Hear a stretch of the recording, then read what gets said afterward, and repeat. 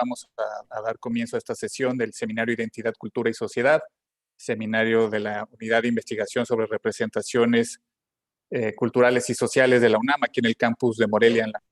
Damos la bienvenida a todas las personas que nos acompañan y nos siguen en la transmisión en Facebook y en YouTube. En esta ocasión tenemos el gusto de tener la presencia del doctor Telésforo Ramírez García, doctor en Estudios de Población por el Colegio de México, maestro en Demografía por el Colegio de la Frontera Norte y licenciado en Economía Agrícola por la Universidad Autónoma de Chapingo.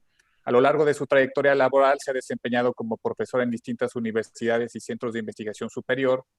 También entre 2011 y 2013 fue director del área de estudios socioeconómicos y migración internacional del Consejo Nacional de Población, CONAPO. Sus temas de investigación giran en torno a la migración internacional, mercados laborales y envejecimiento demográfico. Es autor y coordinador de varios libros, entre ellos El precio de un sueño, Trayectorias de vida y de trabajo de mujeres esposas de migrantes, y El estado de la migración, México frente a los recientes desafíos de la migración internacional. También ha publicado diversos artículos y capítulos de libro a nivel nacional e internacional. Actualmente se desempeña como catedrático del CONACYT en el Centro Regional de Investigaciones Multidisciplinarias de la UNAM, en Cuernavaca, Morelos, y ahora está con nosotros, nos acompaña para presentarnos su trabajo, Los migrantes mexicanos ante la pandemia de la COVID-19. Muchas gracias, Telésforo, y te escuchamos con atención. Bueno, antes de comenzar, quisiera agradecerte, Mario, la invitación a un seminario tan importante como esto que tienen ahí en la UDIR. Y por otro lado, también felicitarlos a todos los que forman parte de este seminario por la inclusión, ¿no? Y darle un lugar también al tema de la migración, ¿no? Sobre todo un tema que es muy importante en el estado de Michoacán, como lo comentamos ahorita con Mariana, porque el estado es una entidad con una alta intensidad migratoria, donde confluyen una diversidad de flujos migratorios y una población con mucho historia hacia Estados Unidos, ¿no? Una población que tiene una diáspora allá en ese país muy, muy grande, y entonces creo que en esta época en la que nos encontramos en esta emergencia sanitaria, cobra importancia también el tema de la migración, sobre todo en la entidad y sobre todo para los investigadores de la UDIR. Espero, y esta presentación les sea grata y les sea de utilidad para los profesores investigadores que forman parte del seminario y, bueno, el público en general que muy amable nos acompaña en este seminario. Como bien ya tú lo comentabas, el tema que os voy a presentar, yo lo titulé Los migrantes mexicanos ante la pandemia del COVID, y como bien señalabas también, pues son los resultados de un trabajo de investigación que escribí en coautoría con Fernando Lozano, director del CRIM, y que publicamos recientemente en la revista RELAP, Revista Latinoamericana de Población, en su último número. Bueno, y por ahí ya lo pueden consultar ustedes en línea. Este trabajo también fue el primero que yo y Fernando escribimos, o que Fernando y yo escribimos cuando recién comenzaba la pandemia hace ya aproximadamente un año. Entonces trae una evidencia, digamos, como antecedentes a lo que estaba pasando, y esta investigación nos dio pauta para seguir otros temas y otras publicaciones que esperemos pronto también vean la luz en la publicación, en sus publicaciones, ¿no? Bueno, entonces, ¿cuál va a ser el objetivo? El objetivo de esta presentación va a ser presentar algunas reflexiones teóricas y algunas evidencias empíricas que en ese momento en que se redactó el artículo, pues era con las que contamos, ¿no? Para poder redactarlo y dar cuenta de la vulnerabilidad de la población migrante mexicana durante la pandemia del COVID. Este es el objetivo. El orden de la presentación va a ser el siguiente. Primero me voy a centrar un poquito en reflexionar, en dialogar cómo se ha abordado el vínculo entre migración y pandemias. En un segundo momento voy a tratar de ubicar la situación de México en el contexto, en la cronología de la pandemia desde que surgió a finales del 2019, ¿no? Y luego, un poquito para resaltar la importancia de analizar, de considerar a la población migrante tanto en México como en Estados Unidos y en sus respectivas fronteras, tanto con Guatemala como con Estados Unidos. De ahí voy a ya especificarme en tres poblaciones. Una son los migrantes mexicanos que radican en Estados Unidos, ¿no? En general. La segunda van a ser los migrantes deportados durante la pandemia, es decir, a todos aquellos migrantes que fueron devueltos por las autoridades migratorias estadounidenses durante los primeros meses de la pandemia y siguen siendo todavía deportados. Y en tercer lugar, me voy a centrar un poquito a reflexionar algunos breves puntos sobre los migrantes varados en la frontera norte y sur del país. Sobre todo en la frontera norte, que es donde contamos con un poquito más de evidencia en ese entonces, en ese momento, sobre qué estaba pasando con estos migrantes centroamericanos, todos estos migrantes que llegaron en las caravanas desde 2008 y durante 2019, y que solicitaron asilo político y refugio en México, y que la pandemia los agarró, digamos, en ese proceso en ambas fronteras. Bueno, comenzando con el primer tema, bueno, en la literatura sobre epidemias y pandemias registradas a la historia de la humanidad, el vínculo entre migraciones o las poblaciones migrantes y las pandemias han sido documentados, se han abordado desde dos grandes ópticas o perspectivas teóricas. La primera de ellas tiene que ver con una perspectiva mucho más epidemiológica y corresponde a los estudios más de corte, pues sí, epidemiológico, ¿no? Realizado por médicos, biólogos, etcétera, todas las disciplinas que encajan dentro de o se vinculan muy estrechamente con la epidemiología. Y la segunda vertiente es un poquito más social y tiene que ver con aquellos estudios que abordan las migraciones, las condiciones de salud de los migrantes durante su desplazamiento, al cruzar las fronteras y durante su estancia en los países de destino. Y este enfoque es un enfoque, digamos, desde una vulnerabilidad social que trata de dar cuenta de cómo estos migrantes son vulnerables no solamente durante las épocas de pandemia y epidemia, sino en términos generales, ¿no? Desde la primera perspectiva teórica, se destaca que la migración y las movilidades humanas pueden contribuir a la propagación de enfermedades e incrementar los riesgos a la salud, ¿no? Y la premisa que está detrás de estas investigaciones o este conjunto de investigaciones es que cuando los migrantes se desplazan, no lo hacen solo, sino que lo hacen acompañados de toda su flora bacteriana y de sus patógenos, que se trasladan tanto en los medios de transporte como en los equipajes y en las mercancías que llevan consigo, y esto produce, digamos, ciertos focos de enfermedades, ¿no? O de infección, y que pueden contribuir, digamos, a la diseminación de este tipo de enfermedades. Desde esta óptica, o esta grande perspectiva, la migración puede contribuir a la transmisión de enfermedades infecciosas de dos grandes formas.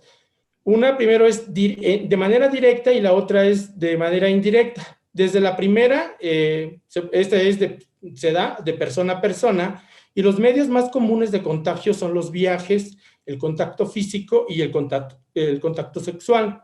La segunda se presenta a través de un vector, por ejemplo, los insectos infectados por los virus o bacterias que traen consigo los viajeros o las personas que se desplazan, en este caso los migrantes, pero también a través de las sustancias o objetos contaminados con los virus, con las bacterias, como puede ser el agua, la comida, entre otros, ¿no? Las posturas, digamos, o los resultados a los que han llegado estas investigaciones a lo largo de la historia de la humanidad y sobre todo en épocas de pandemias y epidemias, han sido utilizados como insumos en el diseño y en la ejecución, la toma de decisiones para el control de ese tipo de enfermedades, sobre todo las infecciosas, que son las que tienen que ver con las pandemias y las epidemias, y bueno, han sido utilizadas, ¿no? Como medidas para controlar las transmisiones o evitar la diseminación de ese tipo de enfermedades en los territorios de los países y entre sus poblaciones, ¿no? Una de las formas que contienen estas políticas, ¿no? O pues sanitarias, pero también migratorias, ha sido para frenar las migraciones, ha sido cerrar las fronteras, es decir, evitar la movilidad de la población, tanto por motivos de turismo, por vínculos sociales o por actividades económicas y cualquier tipo de movimiento de población, ¿no? Entonces es como que la medida en que los países han, digamos, tratado de evitar que los movimientos poblacionales, digamos, propicien o o conlleven a que las enfermedades, los contagios se incrementen, la enfermedad y las enfermedades también se incrementen, ¿no? Otra medida que ha sido documentada es que también en los países lo que hacen es también aislar a la población migrante mediante la aplicación de cercos sanitarios o el establecimiento de cuarentenas, es decir, muchos migrantes, digamos, porque hay guetos luego en los lugares a donde ellos llegan, o en las mismas fronteras lo que hacen es como hacer cercos para decir, bueno, no pasen de esta parte, no se salgan de este círculo, para que no que transmitan, ¿no? O contagien a las personas, a la población nativa, ¿no? E incluso las medidas han sido todavía mucho más drásticas en algunos casos, por lo que revisamos de la literatura, y es que en algunos países con reglas mucho más estrictas, donde el control a la movilidad poblacional en épocas de pandemia, se ha dado la expulsión de las poblaciones de sus territorios, es decir, por considerarlos vectores o considerarlos población que puede contribuir a la diseminación de estas enfermedades infecciosas. Existen, digamos, muchos ejemplos que dan cuenta de cómo han sido abordado este vínculo entre migración y pandemias, y sobre todo de cómo estas medidas implementadas por los países, ¿no? Se vinculan con la población migrante. Yo creo que uno de los casos un poquito ya más, digamos, antiguos o sea, más atrás, tiene que ver, por ejemplo, con la aparición del virus del VIH o ya el SIDA, en la cual muchos países prohibieron la entrada a la población infectada con el virus, ¿no? Porque se creía que no había un conocimiento y se creía incluso que se pegaba del contacto con personas, el hablar con personas, el usar los objetos de esas personas. Y todavía hasta la fecha hay muchos países algunos países que prohíben la entrada todavía a personas que han sido infectadas con el virus o que viven con el virus, ¿no? Digamos que algunos otros ejemplos más contemporáneos, por ejemplo, en 2003, con el síndrome respiratorio agudo severo, el SRAS, por ejemplo, Kazajistán cerró la frontera con China a todo el tráfico aéreo, el ferroviario y el carretero para evitar los movimientos entre ambos países. Rusia también, por ejemplo, a raíz de esta enfermedad, cerró la mayoría de sus puertos de cruce fronterizo con China y Mongolia. Con el caso de la pandemia de la gripe relacionada con el virus de la influenza tipo A, H1N1, en 2019, que tuvo su origen en México, ¿no? China, por ejemplo, suspendió todos los vuelos procedentes de México y realizó controles sanitarios a los vuelos internacionales que arribaban a este país procedentes de México o que habían hecho escala en México.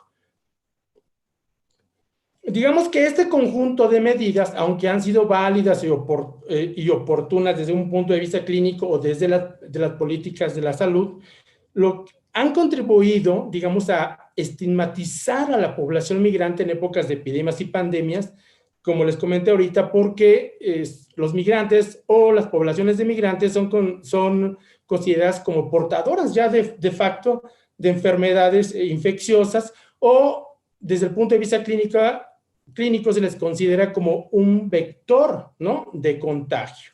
Entonces, digamos que si bien de los estudios realizados desde esta perspectiva han contribuido al vínculo entre pandemias y migración, o migración y pandemias, digamos que hay una estigmatización. Y en ese sentido, esta estigmatización está muy documentada, por ejemplo, en la segunda vertiente o la segunda postura, ¿no?, que aborda dicho vínculo, esta diada, ¿no?, que es aquellos estudios más con una perspectiva mucho más social, mucho más sociodemográfica, ¿no?, que tratan de ver la vulnerabilidad, ¿no?, de esta población migrante. Una crítica que hacen los estudios o los autores que se posicionan desde esta trinchera es que, pues, los migrantes también son vulnerables, ¿no?, en épocas de pandemia, y que no se les debe ver como los causantes o como gente que puede contagiar, ¿no?, cuando, pues, no solamente los migrantes, sino entre la misma población nativa de los mismos países, todos estamos expuestos o todos están expuestos al riesgo de contagiarse de alguna enfermedad y de transmitirla pues a la población con que se vincula o se relaciona. Entonces, lo que tratan de hacer estos estudios es, digamos, bueno, si bien no están en desacuerdo con lo que establecen los primeros estudios, lo que tratan de decir, bueno, no hay que estigmatizar negativamente a esta población, porque esta estigmatización en épocas de pandemia o epidemia lo que hace es que en esos países o entre la población de esos países crezca sentimientos xenofóbicos y la discriminación a la población migrante porque están, digamos, señalando, ¿no? A esta población como transmisora de la enfermedad. Digamos, y otra crítica que hacen los estudios o los autores que se paran desde esa perspectiva es decir, bueno, es que además el riesgo o el impacto que la movilidad poblacional o los migrantes puedan tener en la diseminación de enfermedades infecciosas en los lugares por donde transitan o en los lugares a donde llegan o entre los guetos, entre las comunidades de migrantes, pues va a depender mucho del volumen de los flujos migratorios, de qué tan grande estamos hablando que son estas corrientes migratorias o esa población migrante, de las mismas modalidades del flujo migratorio, es decir, pues si son migrantes irregulares, si son migrantes regulares, si son migrantes con un perfil socioeconómico bajo, o si son migrantes con un perfil alto o de cuello blanco, etcétera, ¿no? Así, bueno, y dice, bueno, también va a depender mucho de las rutas, ¿no? De migratorias que existen tanto a nivel global como a nivel local o a nivel nacional. Entonces, decir, bueno, no hay que estigmatizarlos, hay que ver, ¿no? Cómo está compuesta la población, cuáles son sus modalidades, cuáles son sus flujos. Y bueno, en la misma literatura documentan, por ejemplo, el síndrome respiratorio de Medio Oriente, también conocido como MERS por sus siglas en inglés, que apareció en 2012. Y lo que dan cuenta los autores que escriben desde esta perspectiva es que, por ejemplo, documentan que este virus no tuvo una alta diseminación a nivel mundial y que la población migrante no funcionó realmente como un vector de transmisión o como una población que podía incrementar los contagios en los países de destino, ¿no?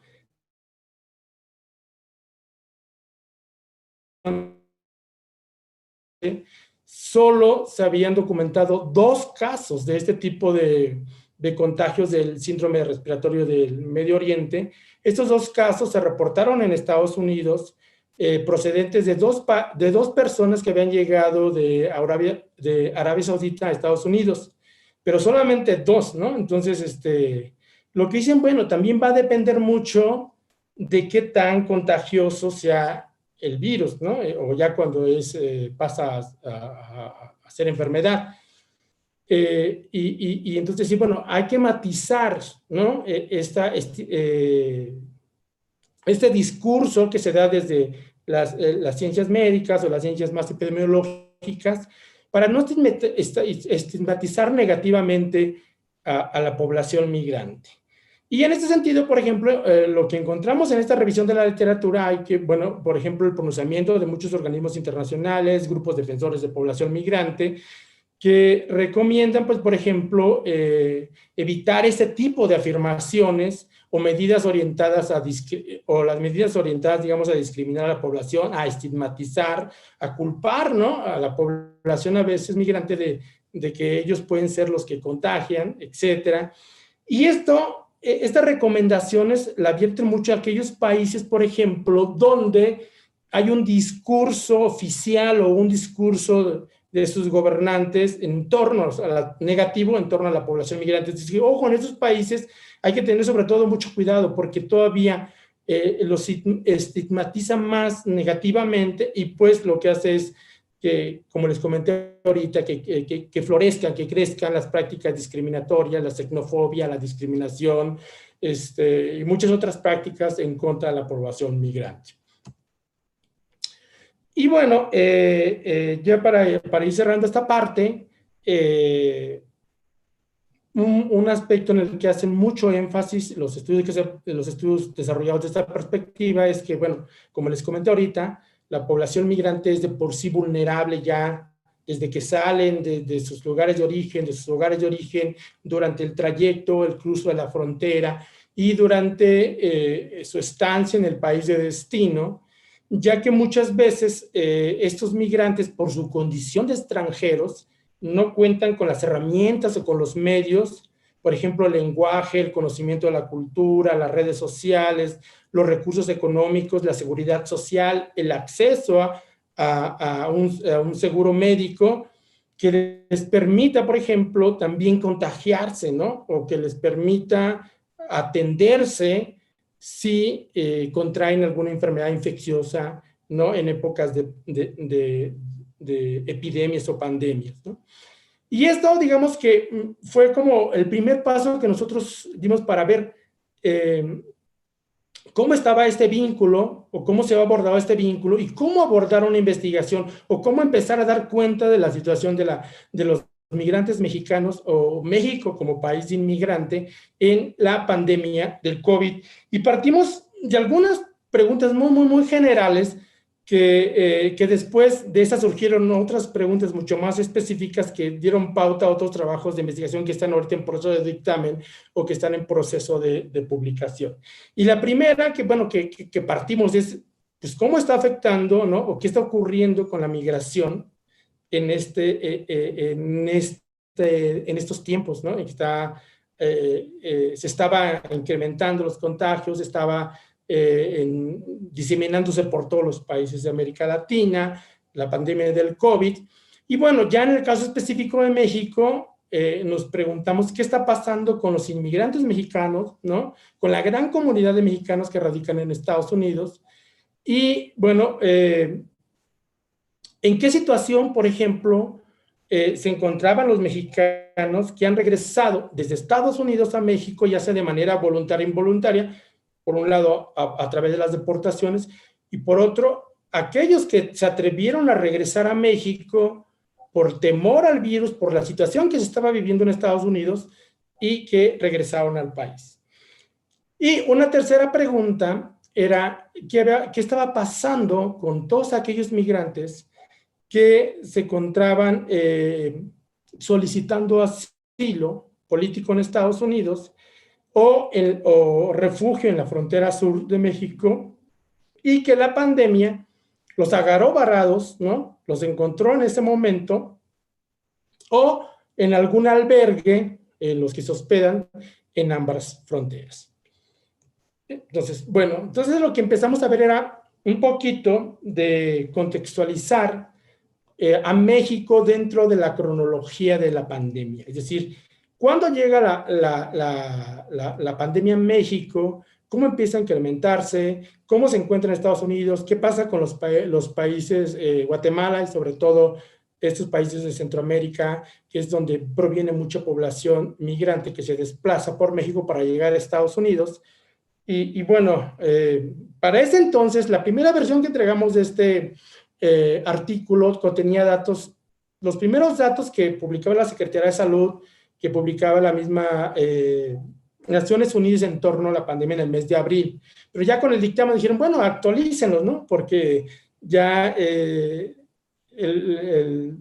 que nos dieron el dictamen por ahí como en agosto, en septiembre, y pues ya habían pasado meses. Ahí, en ese entonces todavía la gran mayoría de los países con muchos contagios y mucha mortalidad por la pandemia del COVID eran los países europeos, ¿no? Y en América Latina, o en la región de las Américas, como lo llama la Organización Mundial de la Salud, Estados Unidos era el que tenía los contagios más fuertes. Específicamente el estado de Nueva York, que fue donde llegaron los primeros casos y donde la pandemia impactó muy fuertemente a Estados Unidos, ¿no?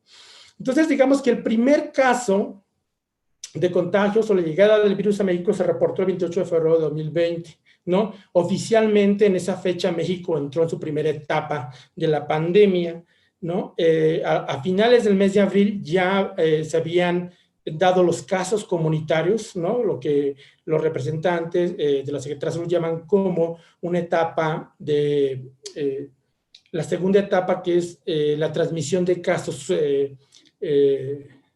pues entre las personas, ¿no? Que se van propagando. Y ya a finales del mes de abril, pues entra en la tercera etapa, donde ya cuando los contagios se empiezan a multiplicar, y es donde México empieza a colocarse dentro de los países de América Latina como uno de los países con mayor número de contagios, mayor número de casos, ¿no? ¿Y qué pasa qué pasaba en ese entonces durante los meses, por ahí más o menos como entre los meses de abril y mayo? La mayoría de los países, tanto de la región de las Américas como en Europa, Estados Unidos, Canadá, que forman parte de la región de Norteamérica, empezaron a cerrar las fronteras. Estados Unidos al principio como que fue un poco más flexible con México para no afectar las actividades económicas, el comercio entre ambos países, y como que la semi cerró, ¿no? Pero la mayoría de los países cerraron tanto las fronteras terrestres como las marítimas, ¿no? Las aéreas, y lo que hicieron era, bueno, tratar de evitar la movilidad, porque lo que es digamos, lo que está señalado es que con la movilidad pues, se incrementan los contagios. Entonces, por un lado, cerraron esta movilidad poblacional, trataron de frenar la movilidad poblacional desde el exterior hasta el interior, es decir, bueno, que no llegara gente del exterior al país, pero también que del país no salieran al exterior para que la población no se contagiara, ¿no?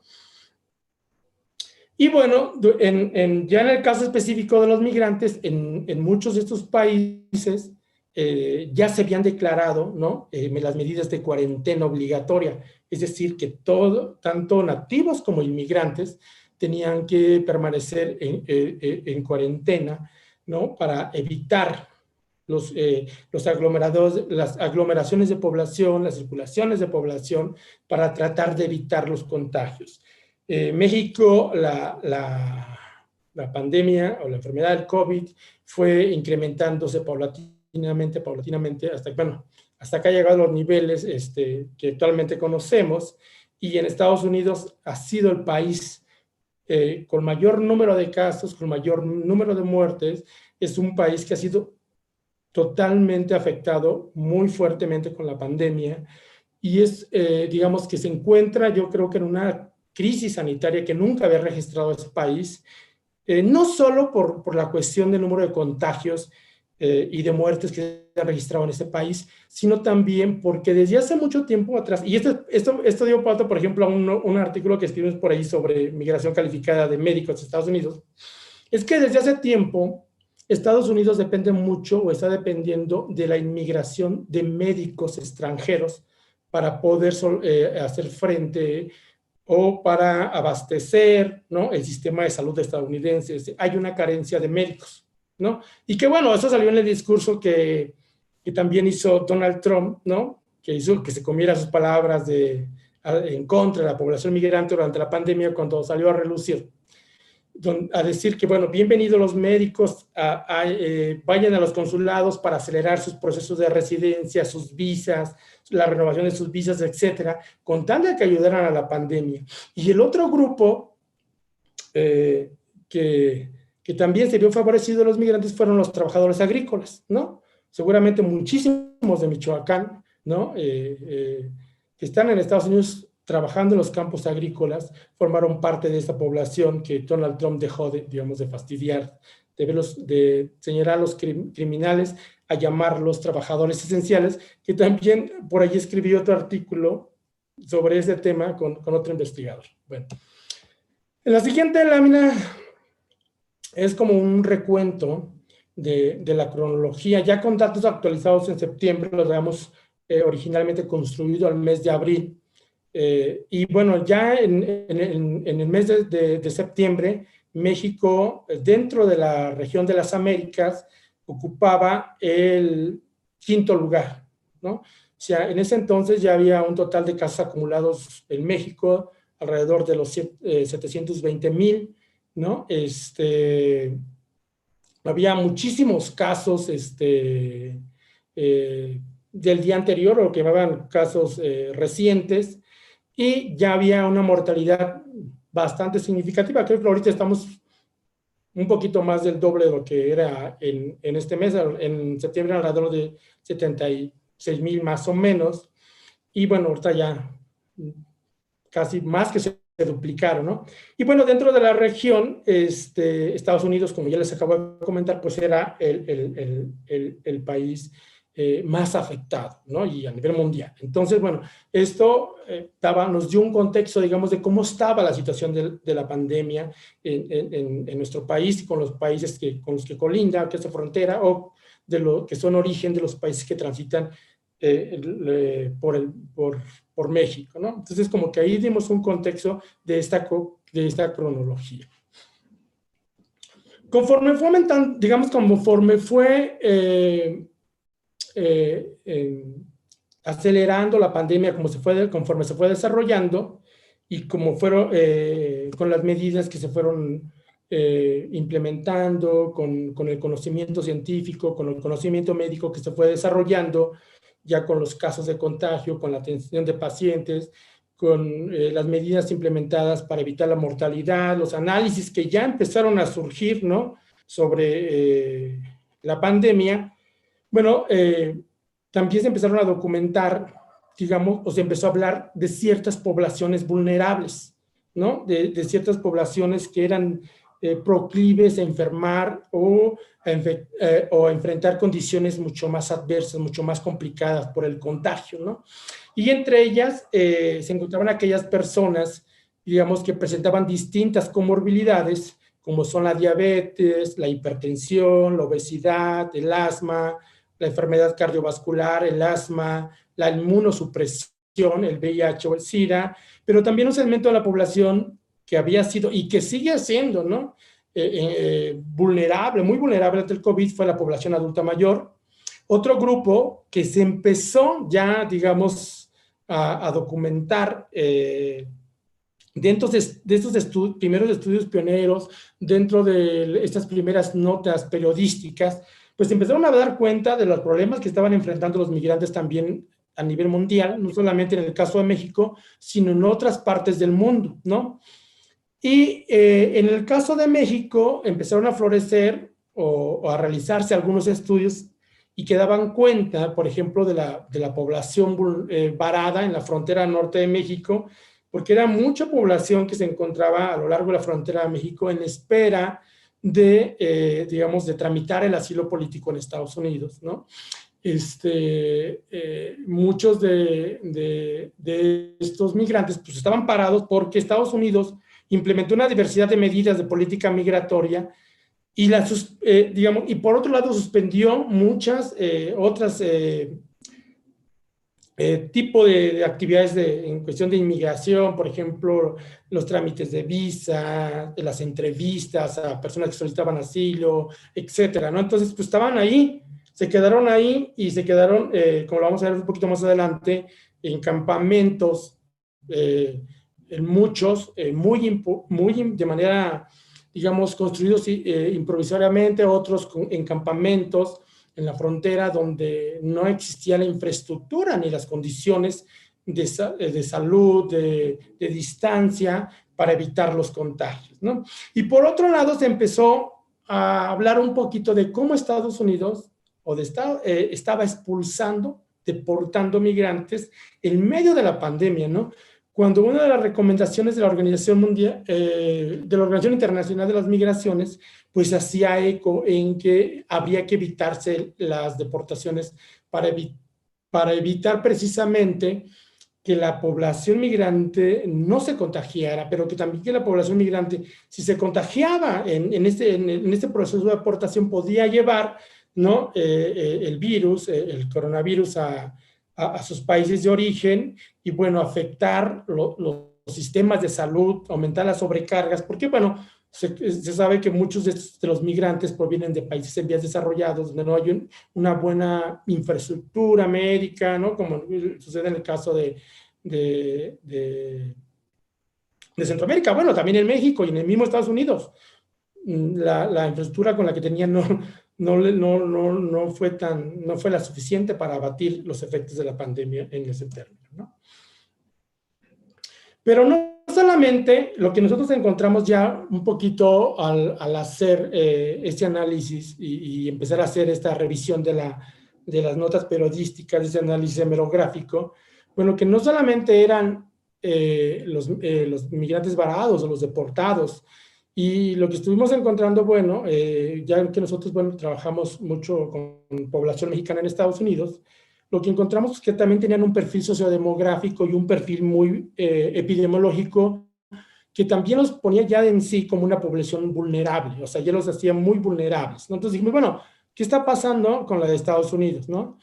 Y bueno, Estados Unidos fue la otra que abordamos, pero por ejemplo, estaban también, por ejemplo, todos aquellos turistas o gente de negocios o los mismos estudiantes internacionales que querían regresar al país y que no podían regresar porque se cancelaron los vuelos en muchos países, las conexiones, etcétera. Y, por ejemplo, que la Secretaría de Relaciones Exteriores estuvo documentando de cuánta gente estaba repatriando al país, ¿no? De diferentes partes del mundo. Bueno, de esta población, pues sí no pudimos dar cuenta porque no existían, ¿no?, las fuentes de información que nos permitieran hacer ese análisis de este vínculo con esas poblaciones. Lo único que sabemos es que también, ¿no?, forma parte de esta población migrante vulnerable. La otra que se documentó también en otros trabajos, por ejemplo, fueron los jornaleros agrícolas, ¿no? Que tienen sus rutas al interior de algunos estados del país, por ejemplo, en Baja California, en Nayarit, en Morelos, etcétera, ¿no? Entonces, esta población pues, también era vulnerable y también habría que documentarla. Nosotros no la documentamos en ese estudio, pero hay ya algunos estudios que dan cuenta, ¿no?, de este impacto de la pandemia en estas tipo de población migrante. Entonces, bueno, nosotros lo que hicimos un poquito fue centrarnos en la población mexicana radicada en Estados Unidos, como les mencioné, por un lado, porque Estados Unidos era el país que tenía el mayor número de casos de contagio, ¿no? La mortalidad más elevada, y era donde se concentra una alta población de mexicanos, y se encontraba Estados Unidos en ese momento en una crisis sanitaria. Todavía lo sigue estando, pero con la magnitud que se dio a principios de los primeros meses del año y a mitad de año era impresionante. Y lo que sabíamos de la población migrante mexicana hasta ese momento que se realizó esta investigación era, por ejemplo, por el impacto tan fuerte que estaba teniendo en Nueva York. Lo que sabíamos era que la población en general, así la latina y la afro eran de los grupos más afectados, ¿no? Eran de los grupos más vulnerables y donde estaba dando pues un contagio muy fuerte. Y bueno, lo que sabíamos ya de entrada era que dentro de los latinos, los mexicanos pues son mayoría, ¿no? Aunque afortunadamente el grueso de los migrantes pues no se concentran en Nueva York, pero sí hay una parte muy, muy importante que en este artículo describimos un poco de quiénes son y cómo se vieron afectados, ¿no? Bueno, ya centrándonos específicamente en la población inmigrante mexicana en Estados Unidos, lo que hicimos fue un poquito de dar cuenta de esta población, ¿no? Ahorita aproximadamente, según estimaciones con las fuentes estadounidenses, alrededor de 11.5 millones de mexicanos radican en Estados Unidos, ¿no? O sea, la cifra ha ido un poquito en descenso, pero de ese número no baja en los últimos 5 años por todo este declive que ha tenido la migración recientemente a ese país, ¿no? O sea, las cifras mexicanas dan cuenta y las estadounidenses, pues de que ya no tenemos esos volúmenes grandes de inmigración a Estados Unidos, pero sí tenemos esta importante comunidad de mexicanos en Estados Unidos por los cuales hay que seguir viendo, hay que seguir documentando sus condiciones, hay que seguir apoyando para que se respeten sus derechos humanos, ¿no? Como personas, como migrantes, etc. Entonces, pues hay que dar cuenta de esto. Y un dato importante de esta población es que casi la mitad, alrededor de 5.2 a 5.3 millones, se encuentran en una situación migratoria irregular, ¿no? Es decir, son migrantes que anteriormente se les llamaba como inmigrantes indocumentados. Ahora el término ya no se usa mucho, pero bueno, se usa más irregulares, ¿no? Muchos de estos migrantes, por su situación irregular, pues no tienen derecho a un seguro médico, no tienen derecho a recibir atención médica, ¿no? Etcétera. Entonces, pues era ya una población que en sí los colocaba en una situación de vulnerabilidad social frente a la pandemia del COVID. Y la otra cuestión era la ubicación, el lugar de residencia de esta población, dónde estaban ubicados o dónde están ubicados los mexicanos.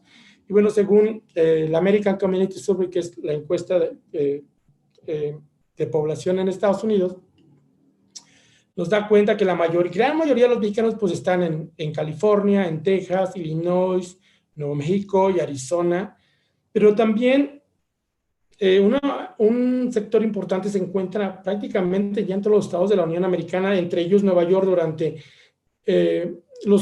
debido a que durante los últimos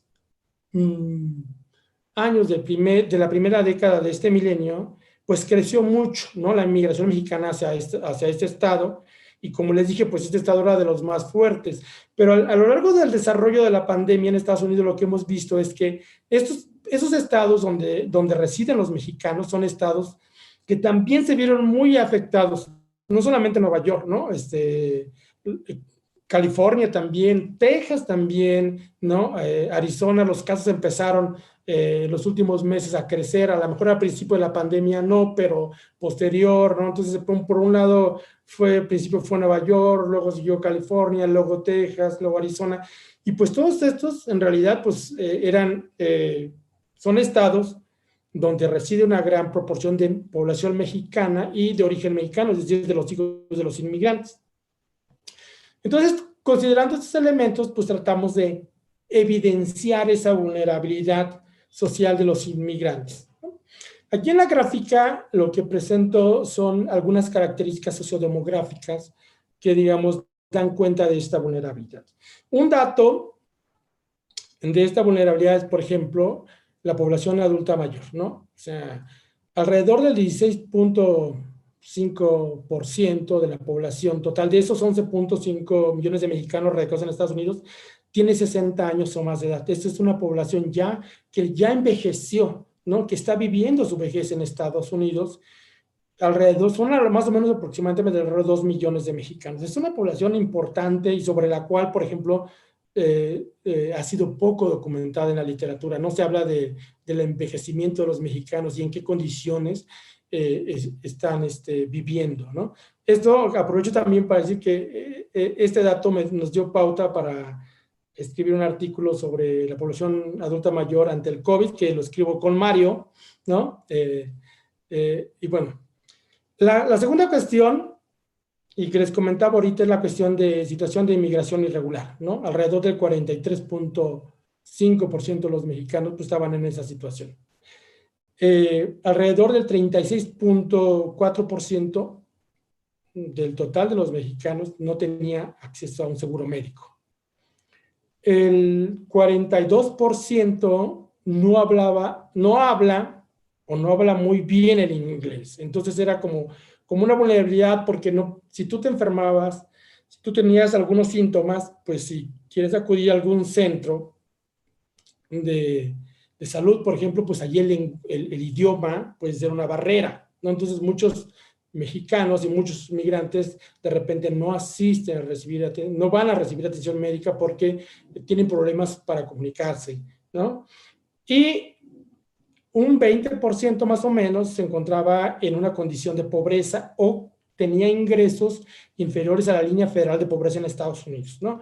Muchos de estos migrantes que viven en condición de pobreza, por ejemplo, viven en departamentos donde el número de personas que ahí residen es muy grande, o sea, comparten el departamento con varias personas para amortiguar o disminuir los gastos de renta, y pues eso también era como, por ejemplo, un foco rojo, ¿no? Y que le imprimía una vulnerabilidad para el contagio de esta población. La otra es que viven en barrios, en guetos, en lugares en Estados Unidos con sumamente pobreza, que también se documentaba en las notas periodísticas, en los reportajes, pues que eran comunidades donde los contagios también se habían incrementado en Estados Unidos. Entonces, era población vulnerable. En cuanto al perfil epidemiológico de la población mexicana en Estados Unidos, y que ya en otras investigaciones habíamos documentado, era, por ejemplo, el problema del sobrepeso, la obesidad, ¿no? Por toda la cuestión y la adopción de hábitos alimenticios en Estados Unidos, una población, alrededor del 40% de la población mexicana tiene problemas de sobrepeso, y ya una proporción muy similar tiene obesidad, ¿no? Tiene un índice de masa corporal que lo coloca en este grado. Y como sabemos, bueno, tanto en México como en otros países del mundo, bueno, las personas que tienen sobrepeso o obesidad eran más vulnerables a enfermar más gravemente por el COVID, o bien o a fallecer por la misma enfermedad. Un 24% había sido diagnosticado por algún médico de la salud o especialista de la salud con hipertensión. Alrededor del 11% tiene diabetes, ¿no? Diagnosticada. Un 8.7% tiene asma. Un 3.6% tiene algún cáncer o había padecido, diagnosticado con algún cáncer, tipo de cáncer.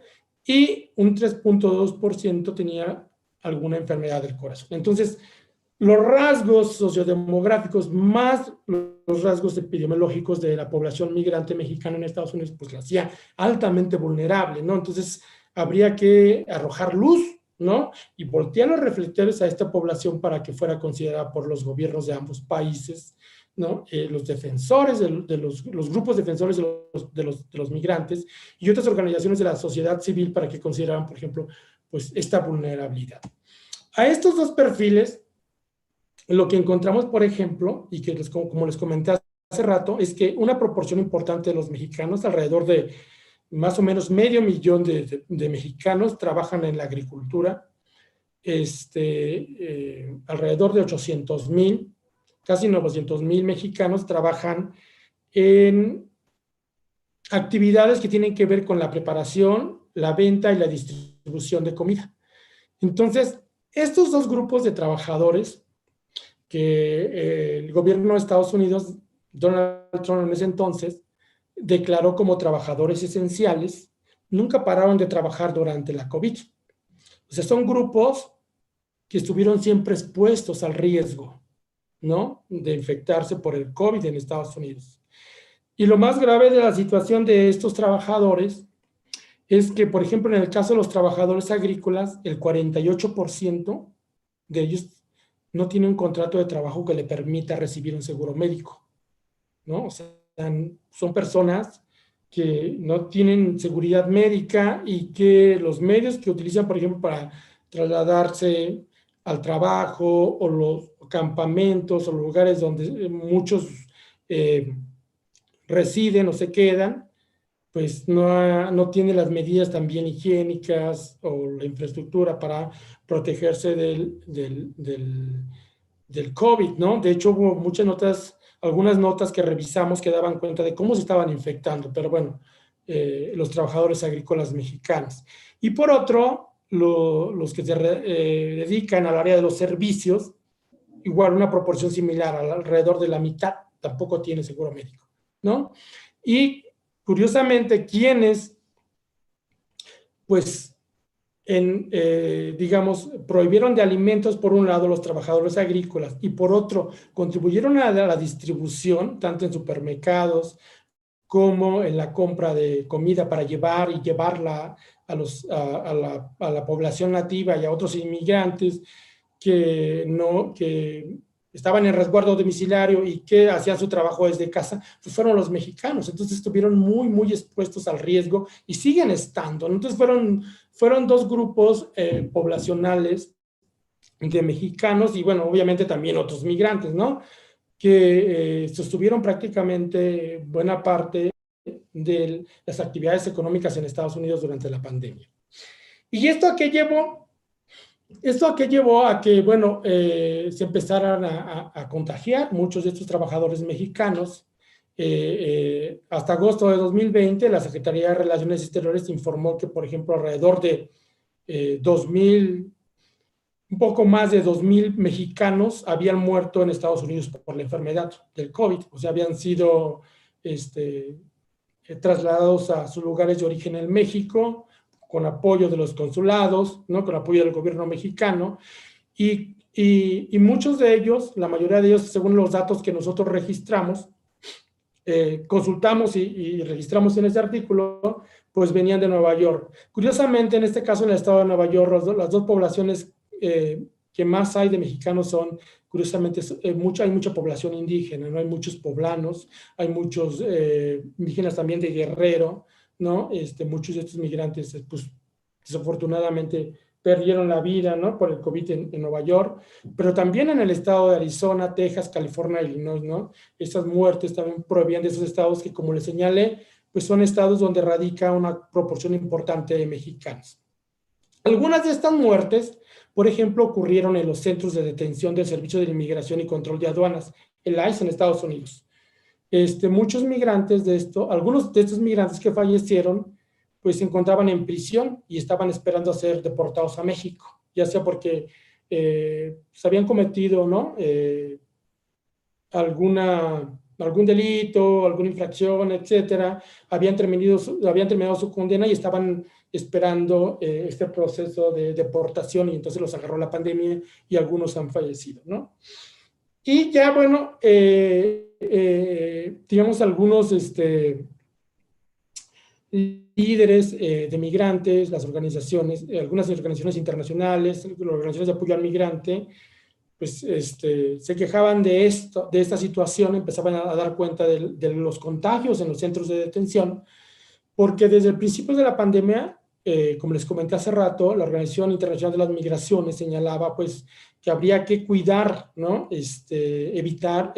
Cuidar a la población migrante y por otro lado evitar las deportaciones. Y sobre todo si las deportaciones no se daban cuidando pues, con las medidas sanitarias y de protección hacia la población migrante, ¿no? Entonces, bueno, por ejemplo, aquí en la gráfica 4 vemos los casos confirmados de COVID en centros de detención del ICE hasta septiembre de 2020.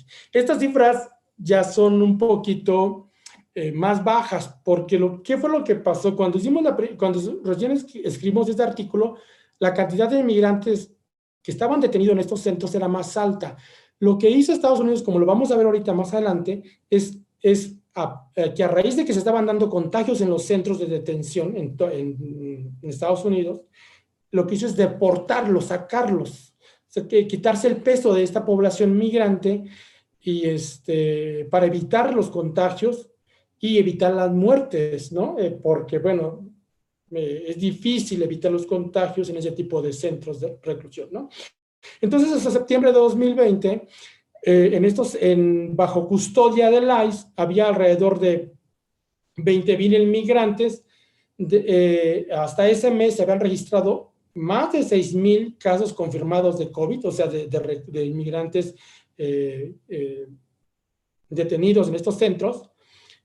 A ese mes había 620 casos activos de COVID en estos centros en todo Estados Unidos, y se habían registrado ya los medios locales, algunos grupos de apoyo al migrante habían reportado ya muertes en estos centros de detención.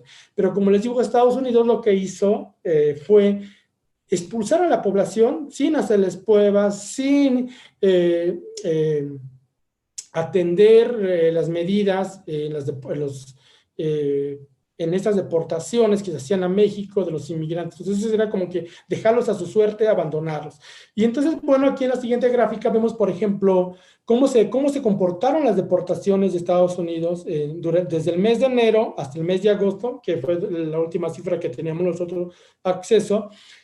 Y bueno, vemos cómo durante los meses de abril y mayo cayeron, ¿no? Porque digamos, sí detuvo las deportaciones a Estados Unidos, pero a raíz de que empezaron a ver los contagios, Estados Unidos, como les digo, aceleró sacar a la población para evitar más contagios, ¿no? Tanto del mismo personal del ICE como entre la población reclusa. Y entonces ahí se puede ver cómo Estados Unidos violó los acuerdos que tenía con muchos países, entre ellos México, ¿no? De no hacer deportaciones en medio de la pandemia o durante los meses de la pandemia. Aquí vemos cómo lo sostuvo por unos meses, pero después empezó a sacar de toda la población migrante eh, sin ningún tipo de cuidado. Y bueno, esto lo comentaron muchos medios, muchos periódicos fronterizos de cómo los migrantes estaban llegando, algunos infectados, algunos no sabían que traían el COVID, llegaban a los campamentos o a las ciudades fronterizas infectados, ¿no? Y se empezó a documentar y bueno, esto empezó a hacer que algunos gobiernos de los estados alzaran la voz y dieran cuenta de cómo se estaban, pero al final de cuentas no se hizo mucho al respecto. Esto les comenté más o menos las acciones que se habían tomado y cómo estaban impactando las ciudades fronterizas y incrementan los casos de migrantes que habían sido deportados con COVID, ¿no? Y cómo era considerada, cómo se empezó a estigmatizar también a la población migrante deportada como portador del coronavirus, ¿no? O sea, se estigmatizaba también de este lado ya, decir, bueno, cuidado porque vienen infectados, vienen y van a contagiar a los que están en otros albergues, ¿no? O a la población fronteriza, y se estigmatizó, ¿no? Negativamente, o sea, decir a los migrantes pues, como portadores de la enfermedad, porque algunos, pues desafortunadamente, sí se contagiaron. Esta población deportada, pues empezó a sumar a la que ya estaba varada en México, en estos albergues. Entonces, pues lo que pasó fue que muchos de estos inmigrantes empezaron a llegar a solicitar, ¿no? Acceso a estos albergues que se encuentran en la frontera y empezó a haber una saturación. Pero por otro lado, las autoridades responsables o los líderes de las organizaciones de la sociedad civil que están a cargo de, pues que brindan ese tipo de apoyo a la población migrante, también empezaron a tomar precauciones por la presión de las autoridades sanitarias y empezaron a restringir y a cerrar el acceso a la población migrante deportada o a otros migrantes que llegaban a la frontera. Y muchos de estos inmigrantes que ya no encontraron cabida en estos albergues, pues se quedaron y se fueron a campamentos muchas veces improvisados, en condiciones realmente deplorables, donde no había ni siquiera, no tenía agua o no tenían, pues en general infraestructura, ni tenían la forma de acceder, por ejemplo, a gel, a lavarse las manos, etcétera, para evitar contagios. Entonces los hacía una población altamente vulnerable. Un dato que encontramos que nos llamó muchísimo la atención era, por ejemplo, que en toda la frontera de México únicamente existían 90 albergues para la cantidad de migrantes centroamericanos que, digamos, estaban varados en la frontera y de otras nacionalidades, ¿no? Durante la pandemia, a los cuales estaban sumando los migrantes mexicanos y centroamericanos que estaban siendo deportados. Entonces, pues, lo que encontramos es que no había la suficiente cantidad de albergues para albergar a esta población, además de las mismas condiciones que no eran tan buenas, ¿no?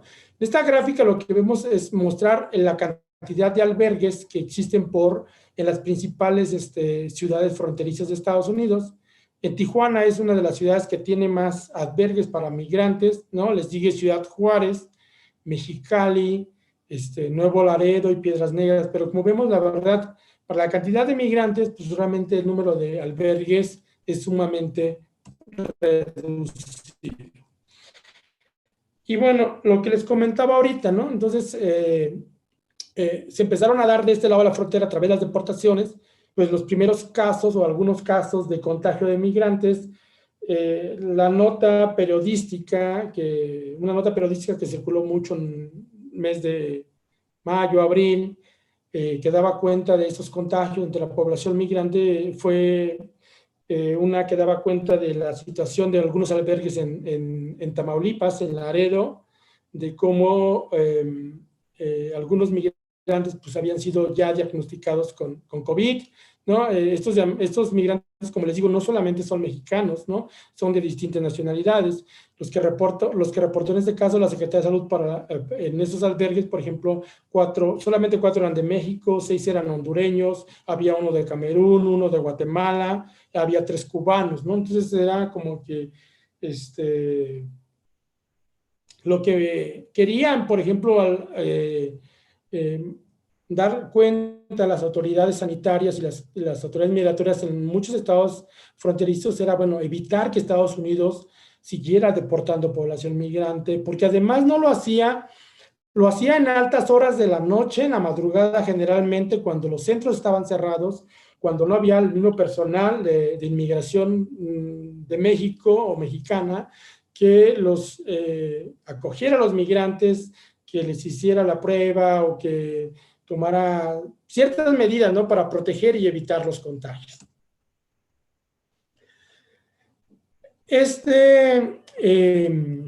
Digamos, situación de la población varada en México no solamente se dio en el caso de la frontera norte. Esta situación seguramente también se reprodujo en la mayoría también de estaciones migratorias, en los albergues que hay tanto al interior como en la frontera sur del país. En el caso de la frontera sur del país, para el entonces, aquel entonces que estábamos escribiendo este artículo y que también lo actualizamos, no había mucha información, pero sí había muchas notas periodísticas en Guatemala que daban cuenta, por ejemplo, de cómo también muchos migrantes guatemaltecos estaban siendo deportados, algunos contagiados de COVID, ¿no? Y bueno, digamos que la situación de cómo la pandemia estaba impactando a la población varada en México, pues no solamente era en la frontera norte, sino también en la frontera sur. Muchos de estos inmigrantes, pues como les dije, eran solicitantes de refugio, que se encontraban, por ejemplo, en ciudades como Tapachula, en otras partes de Chiapas sobre todo, pero también en otras entidades del sur del país.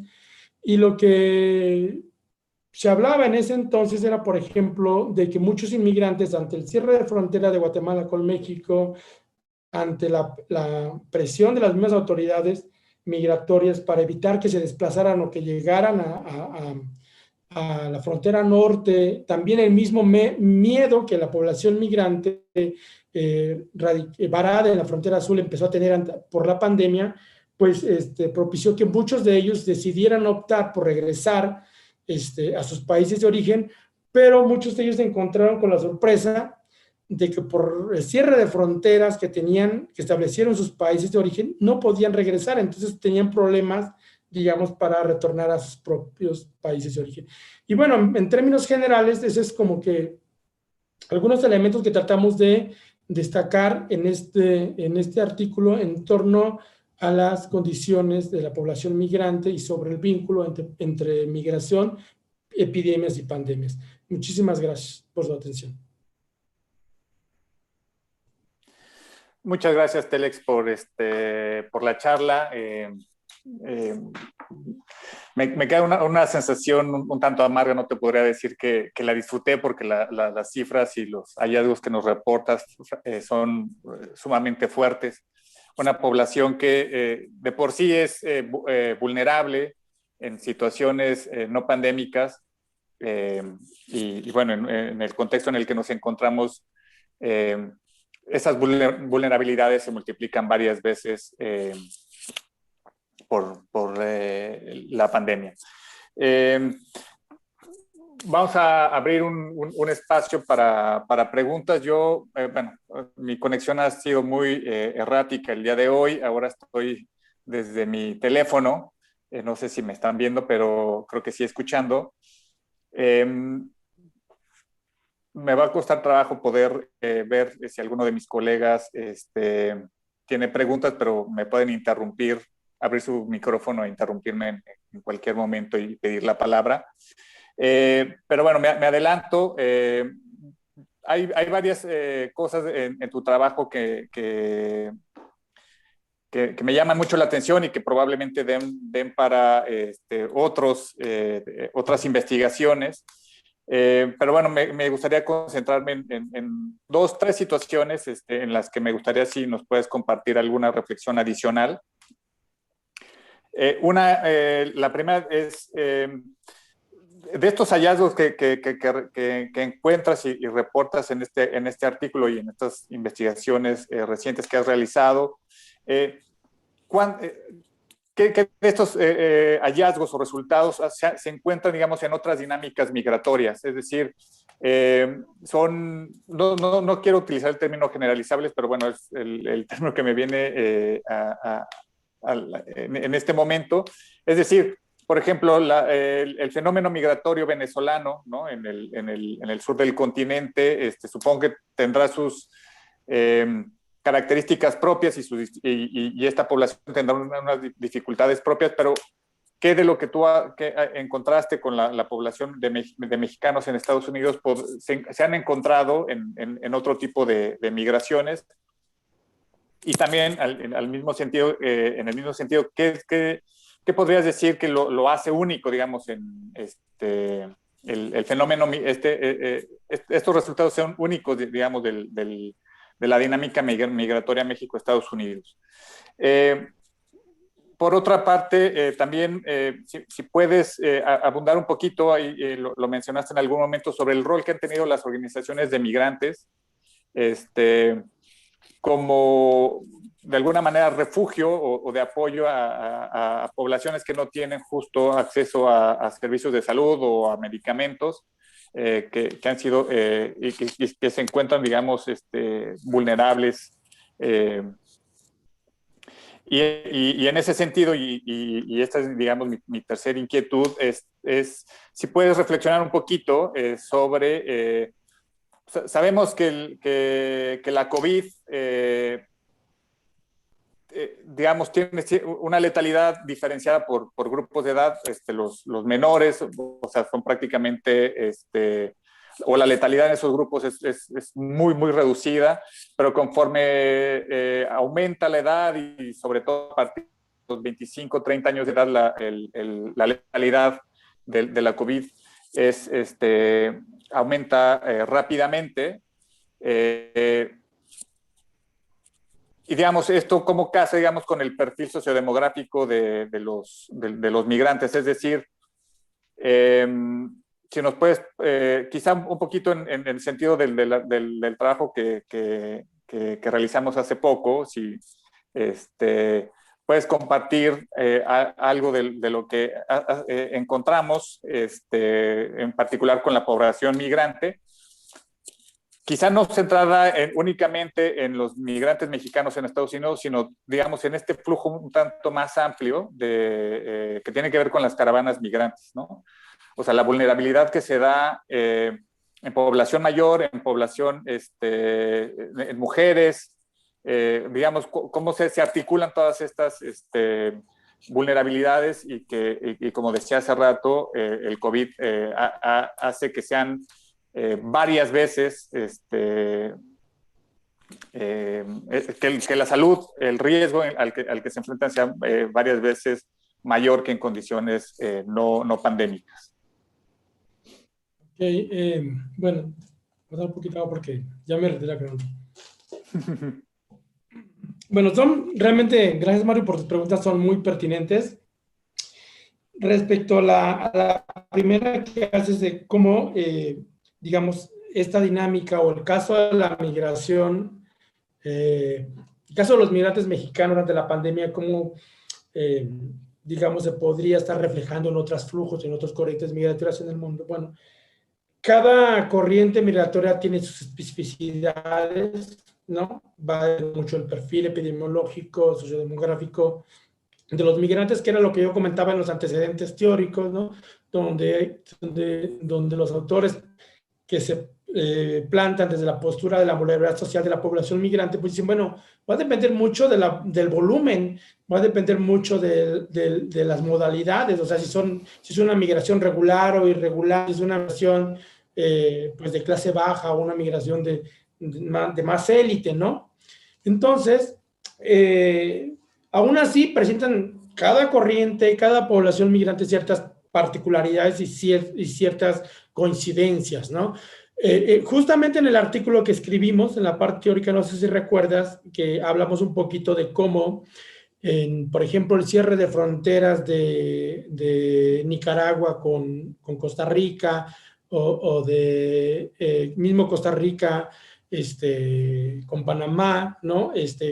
Durante la pandemia, pues lo que propició también es que muchos migrantes de esos países que migran a Costa Rica, porque ustedes saben que Costa Rica pues también es un país que dentro de América Latina pues tiene muy buenas condiciones de vida, ¿no?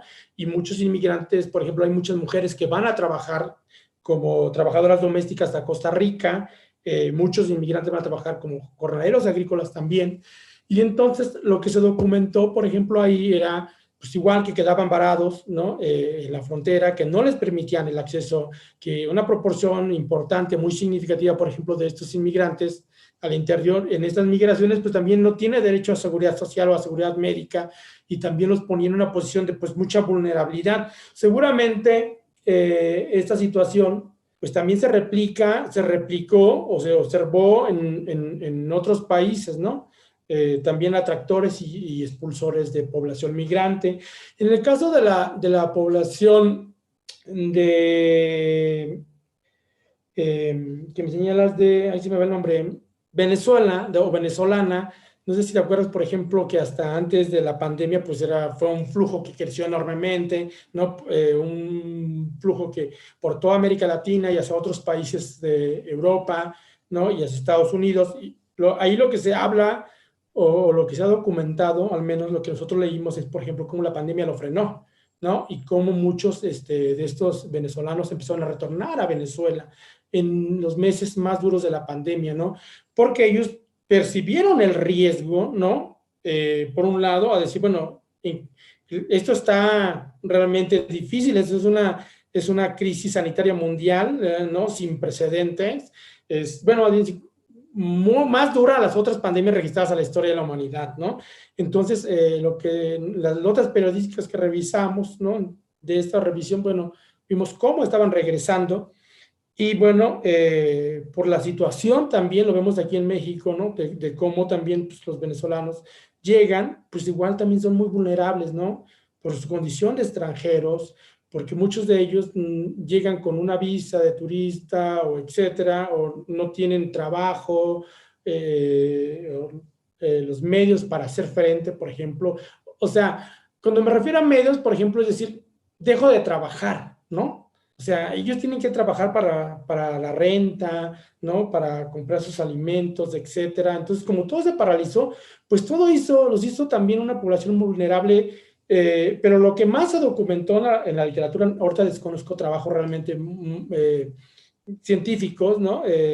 Hacia artículos o capítulos de libro, etcétera, ¿no? O libros que den cuenta de esta población, pero bueno, lo cierto es que la experiencia es la misma compartida con los mexicanos en Estados Unidos, como los costarricenses en Costa Rica, etcétera, ¿no?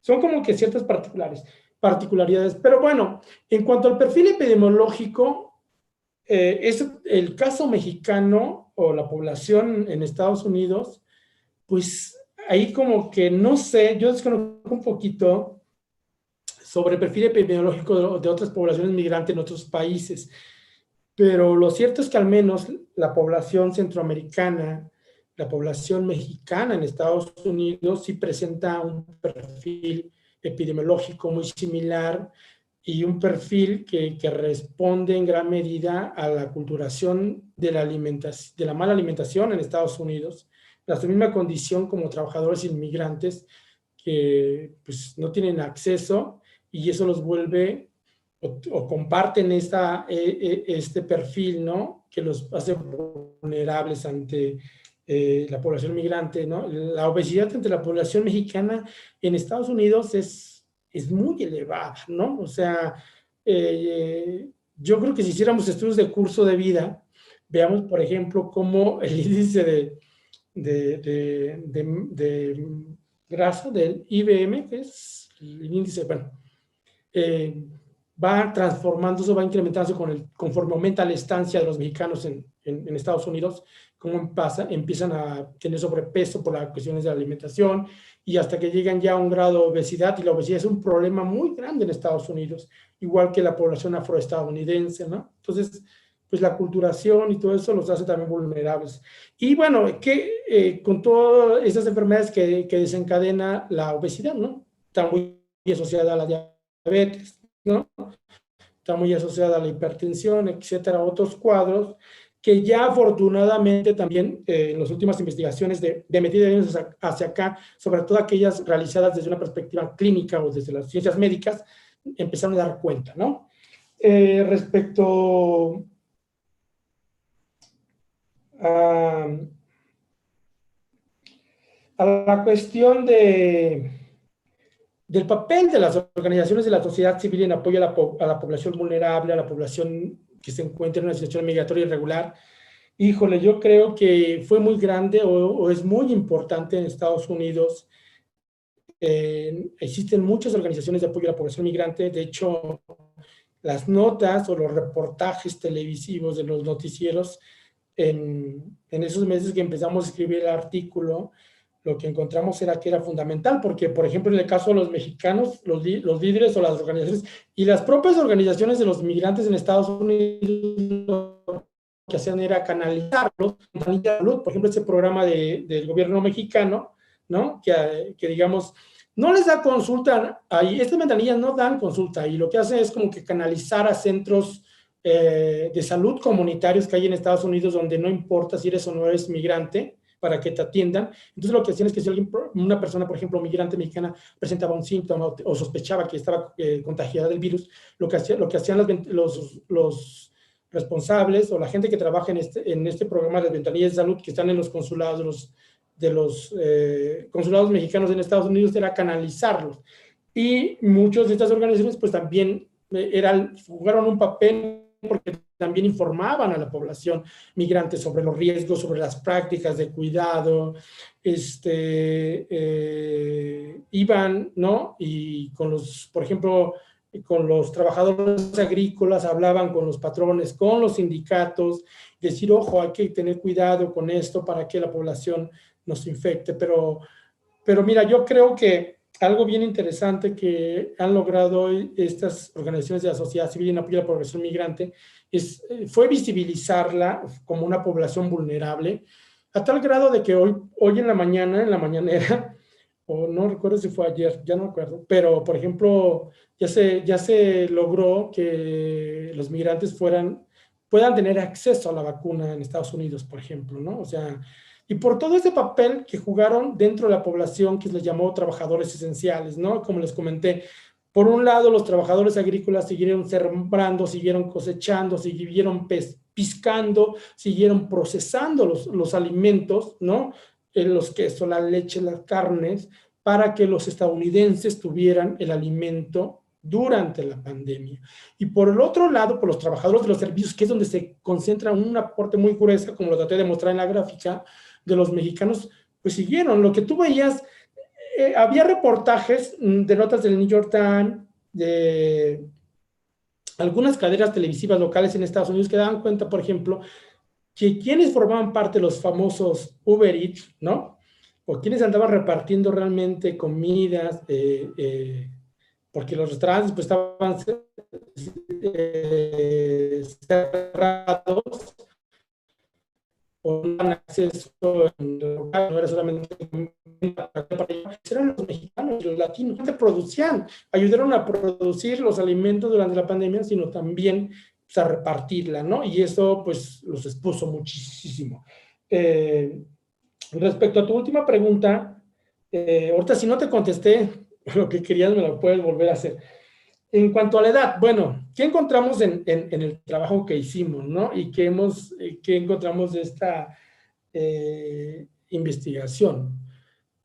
Por un lado, bueno, que esta población de edad avanzada pues era mucho más vulnerable en términos del sistema inmune, ¿no? Conforme uno va envejeciendo, pues también se va deteriorando el sistema inmunológico.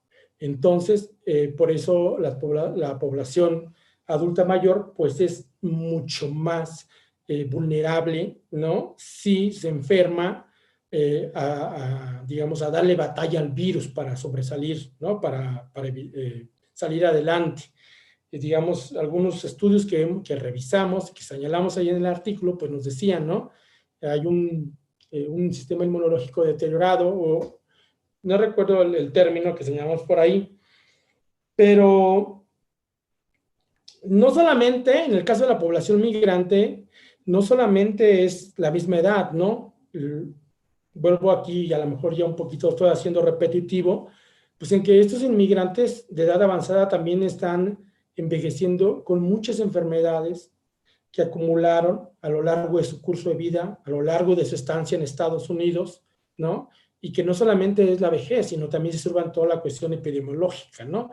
El acceso todavía al seguro médico en Estados Unidos y todas estas otras limitantes sociales y económicas o otras vulnerabilidades que no son exclusivas o solo del conjunto total de los migrantes, sino también existen ciertas particularidades de los adultos mayores, ¿no? Migrantes. Y bueno, como lo vimos ahí en el artículo, tratamos de dar cuenta, algo que no no se había trabajado mucho, no se había visibilizado mucho, era la participación de los adultos mayores en estas corrientes migratorias contemporáneas, ¿no? Por muchos años, y la mayoría de las teorías migratorias que explican los flujos migratorios no visibilizan o no dan cuenta, por ejemplo, de los adultos mayores, ¿no? Muchas todavía tienen el sesgo también de los niños migrantes y tenían el sesgo de las mujeres como migrantes, como protagonistas de los flujos migratorios. Entonces, lo que nosotros, por ejemplo, encontramos o tratamos de dar cuenta, por ejemplo, en el caso de México, es como una proporción, un segmento importante de estos migrantes que viajaban en las caravanas, ¿no? O que son deportados, ya es población adulta mayor. Y es una población que hay que visibilizar, que hay que estudiar, ¿no? La participación de los adultos mayores en los flujos migratorios, porque muchos de estos adultos mayores son, como lo señalamos ahí en el artículo, son los padres de los migrantes que ya no pueden regresar a raíz de todo este reforzamiento de la frontera, a este rompimiento de la circularidad, y que lo que hacen es llamarlos. Entonces, los americanos ven para que puedan venir. En el caso de los mexicanos los están llevando a través de arreglarse una visa.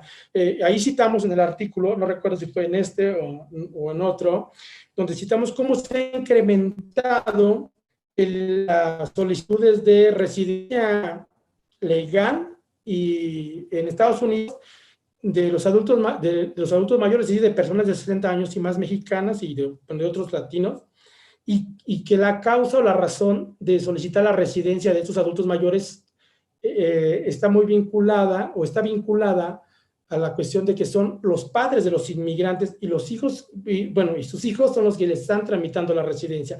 Entonces ya hay una mayor circularidad de la población adulta mayor, que ya se empezó a ver a partir de esta segunda década de este siglo, y realmente pues se ha estudiado poco. Y sobre todo las condiciones en las que llegan o lo que hacen, ¿no? O sea, muchos llegan a cuidar a los hijos de los inmigrantes, ¿no? O sea, llegan allá a desarrollar cuestiones de cuidado, etcétera. Pero bueno, también presentan muchas otras vulnerabilidades y sin lugar a dudas, pues fueron vulnerables durante la pandemia. Entonces, no sé si te contesté o tienes alguna otra pregunta o alguna precisión que no haya. Sí, no, muchas gracias, Telex. Creo que cubriste, digamos, con tus respuestas, las inquietudes que yo había expresado. No sé si alguien, algún colega tenga una pregunta. No tengo posibilidad de ver si levantan la mano o... Antonio, te escuchamos. Sí, muchas gracias, Mario. Muchas gracias, Telésforo. Pues mis preguntas son simplemente, no sé si un poco impertinentes, porque creo que no tocan directamente el tema, pero sí me, me pregunté durante la plática, ¿qué tanto qué tanto durante la pandemia, porque creo que esto no lo dijiste en realidad, y sí creo que es una pregunta importante. ¿Qué tanto durante la pandemia prosiguió el flujo migratorio de México a Estados Unidos en los mismos niveles que tenía antes, o qué tanto disminuyó, o qué tanto aumentó? Esa es una pregunta. Eh, y luego, también más o menos en cuestión de cantidades, hablaste de las deportaciones hechas durante la pandemia, eh, y ahí no estoy seguro o no me fijé bien. En marzo eran 20,000 y pico, 20,259 apunté, y luego en abril del año pasado, ¿no? Bajó a 6,000, 6,000 y pico. Pero no sé si explicaste la razón de esa bajada. Eh, no sé, y si tuvo que ver con la pandemia, por qué se dio, en fin, después empezó a subir de nuevo y bueno, no sé a dónde ha llegado ahora, pero... Y me pregunté también en relación con esas deportaciones, si, si tienen el dato diferenciado, quiero decir, ¿qué tantas de esas deportaciones son, podríamos decir, de migrantes que ya llevan un tiempo en Estados Unidos, es decir, podríamos decir ya migrados o viejos migrantes, Ujú. y qué tantas deportaciones son de nuevos migrantes o migrantes tentativos que están intentando entrar y los deportan muy pronto? Creo que pues, ese dato sería interesante conocerlo si es que lo tienen, ¿no? Eh, y de los, y de los, bueno, es la misma pregunta en realidad. Quería preguntar cuántos logran entrar, pero eso ya está en mi primera pregunta. Eh, se ve que uno es muy ignorante de ciertas cosas y no está al tanto de la dimensión del problema.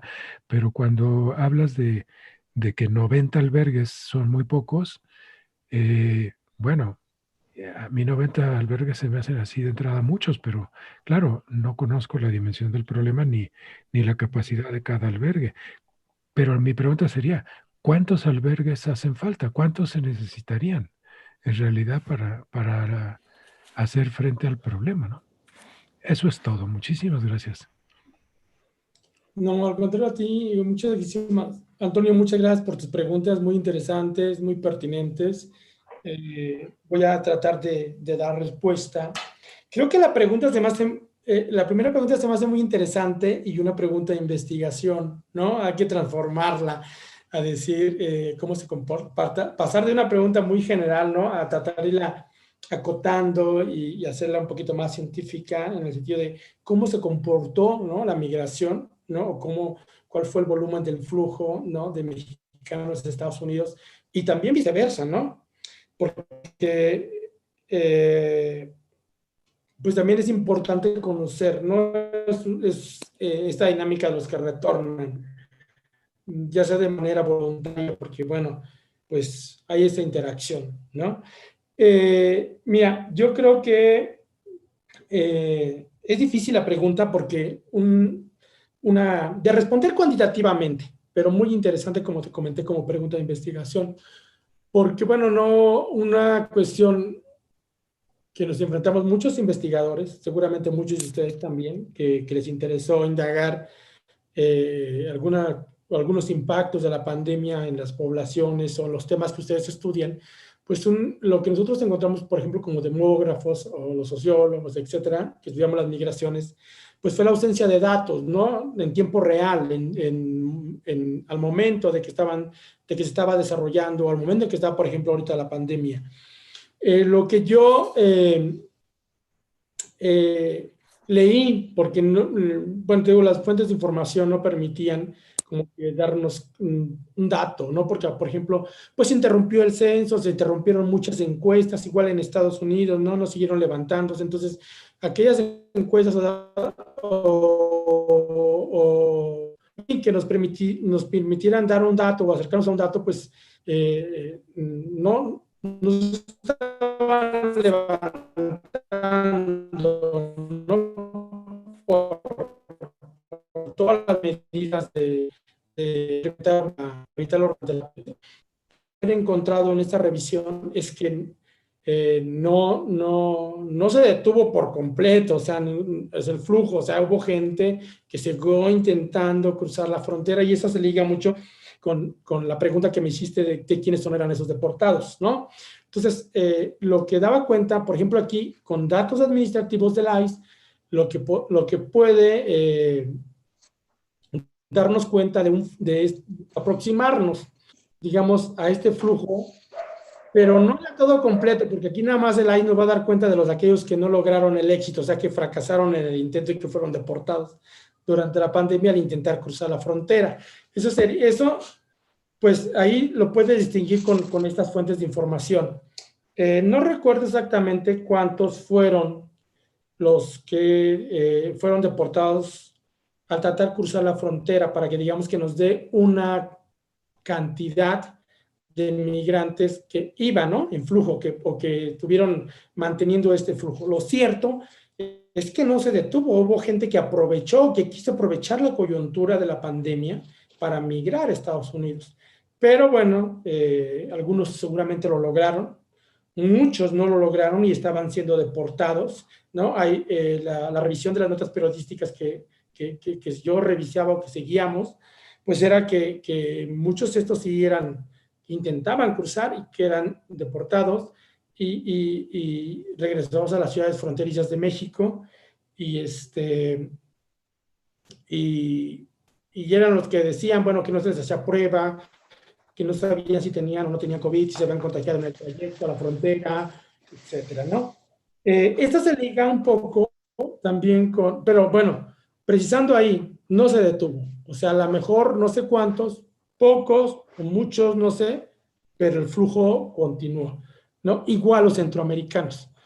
A pesar del cierre de fronteras que había en los países para poder llegar no solo a México, sino a la frontera de México con Estados Unidos, hubo gente que siguió migrando, que aprovechó, como te digo, la situación de la contingencia sanitaria, y que lo tuvo que hacer todavía en condiciones todavía más, ¿cómo le llamo?, más clandestinas, ¿no? O sea, porque eran detenidos, o sea, veían la forma de llegar. Y hay datos y hay notas, reportes de cómo ni las centroamericanas se tuvo, a lo mejor no eran grandes volúmenes, pero se mantuvieron, ¿no? O sea, se mantuvo la vena migratoria, ¿no?, de estos flujos migratorios. Y fíjate, esto se va a relacionar un poquito con si eran migrantes deportados que ya vivían en Estados Unidos, Antonio, tu pregunta, y esto se vinculó un poco también con el estudio de museo. Es que justamente mucha gente que ya tenía mucho tiempo en Estados Unidos, gente que es mayor, ¿no?, que está por llegar a los 60 o que tiene ya 60 años y más, y que muchos de ellos estaban terminando una condena de muchos años de prisión en Estados Unidos por X o Y razón, ¿no? Y esto es lo que está dando pauta también, es uno de los factores, digamos, que está detrás del incremento, por ejemplo, del retorno involuntario de personas adultas mayores, los flujos migratorios, o que se están visibilizando cada vez más los adultos mayores en las estadísticas. A ver qué nos arroja el censo, que es un evento que tenemos, donde va a participar también Mario en esta semana, ¿no? Y es esto, ¿no? Muchos de estos migrantes sí que están por entrar a la tercera edad y que ya son migrantes que están siendo deportados. Que es una población también que hay que estudiar, que hay que documentar, que hay que, sobre todo en los estados como Michoacán, ¿no? Sobre todo en Guanajuato, en Zacatecas, en Jalisco, que son estados altamente expulsores de población y que tienen más de 100 años, ¿no?, enviando gente a Estados Unidos, y que mucha de esa gente se fue de niña, o se fue de niño o niña, ¿no? Y muchos de ellos están ya sea volviendo de manera voluntaria o involuntaria, pero ya en la tercera edad. Entonces, la migración de retorno de la población de tercera edad es un tema muy interesante y que habrá que estudiar, por ejemplo, en estados como Michoacán. Entonces, por ahí más o menos como que trato de responder a tus preguntas. Respecto a las cifras de deportados, bueno, también quedó un poco subordinado. ¿Por qué cae? Nosotros señalamos, a manera de hipótesis, es que cuando caen los meses de abril y mayo, la cifra de deportaciones, de las deportaciones, es porque en ese tiempo, como te decía, o como señalaba en la presentación, pues el gobierno o Estados Unidos, según hacía caso, de no deportar a los migrantes durante la pandemia, porque fue un llamado de la ONU, de la Organización Internacional de las Migraciones, ¿no?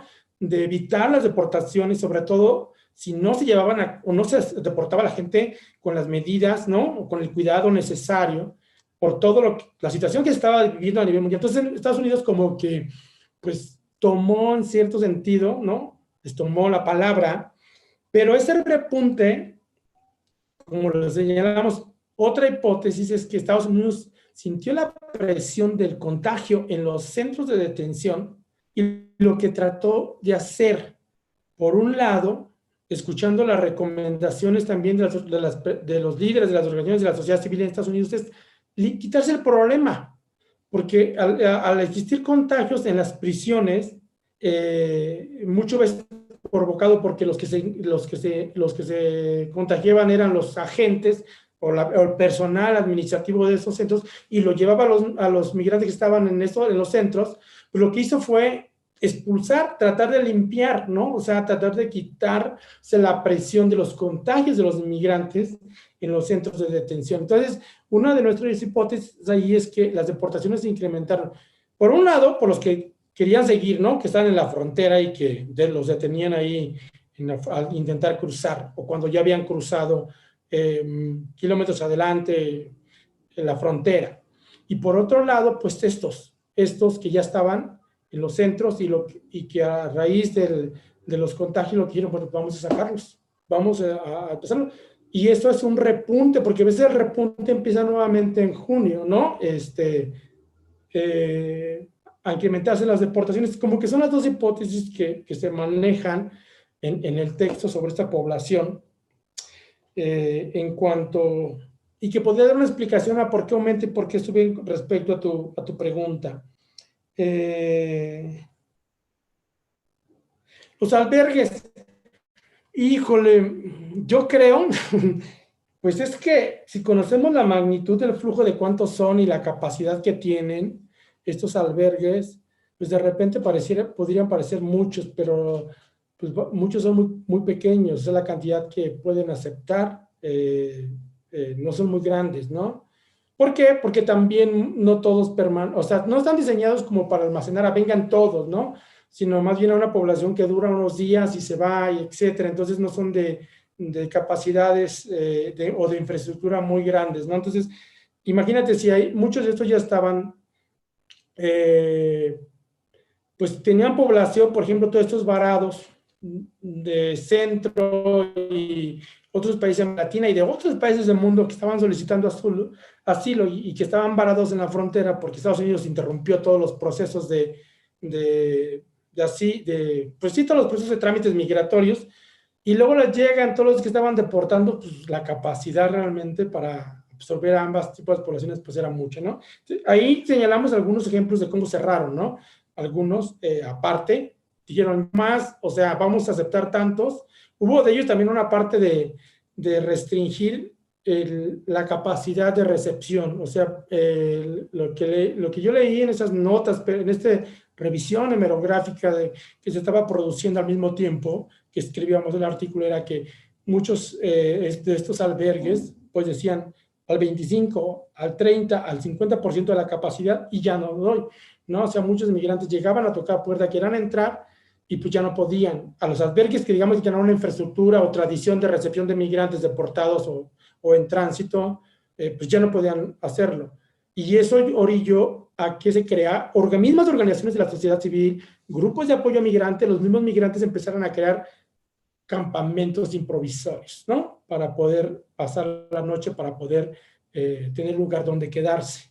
Entonces, esa es como que sería como mi respuesta a tu pregunta. Muchas gracias. Sí. Muchas gracias, Telex. Ya estamos un poco sobre la hora, pero todavía si alguien más quiere comentar algo o compartir alguna inquietud con Telésforo, estamos en tiempo. Déjenme paso A mí me gustaría, Mario. Sí, Mariana, no sé te si escuchamos. se me escucha. Sí, te escuchamos. Sí, se corta un poquito.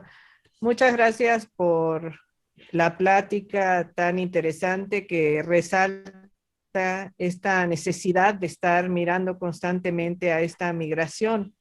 Me llamaba la atención, bueno, como no son mis temas, esto que hablabas de que a pesar de la pandemia se violó el acuerdo que se tenía con Estados Unidos. ¿Qué pasa cuando hay esta violación de acuerdos con los migrantes? Porque realmente es una relación constante, ¿no?, con Estados Unidos, de una migración que fluye enormemente.